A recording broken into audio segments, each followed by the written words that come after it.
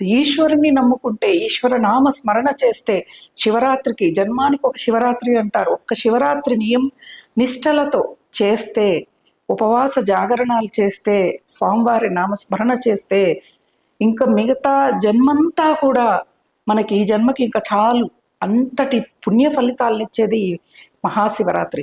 12 మాసాలు కూడా మాస శివరాత్రి వస్తుంది. ప్రతి శుక్లపక్ష చతుర్దశి మాస శివరాత్రి.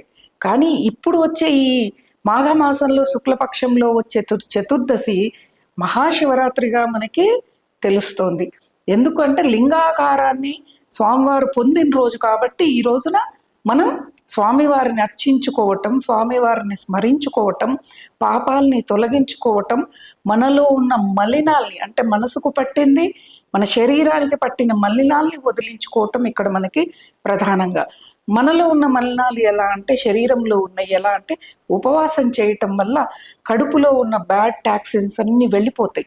చూడండి, మన పెద్దవాళ్ళు, మన మునులు ఎలా తీసుకొచ్చారు అంటే, మన ఆరోగ్యానికి, భక్తికి, అలాగే ప్రకృతికి, వీటన్నిటికీ సంబంధించిందిగా అనమాట.